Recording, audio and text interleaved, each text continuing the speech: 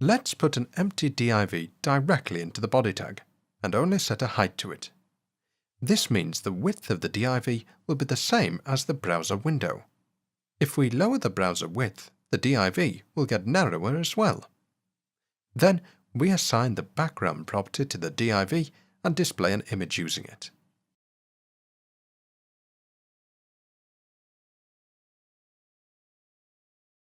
The image is smaller than div. If we lower the browser width, we can see the size of the div will change with the browser window, but the image inside will not change at all.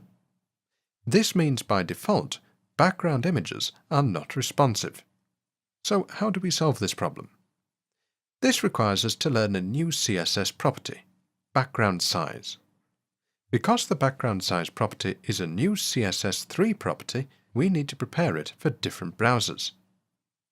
The next question is, what kinds of value should we assign to the background size property? The commonly used values are length, contain, cover, and percentage value.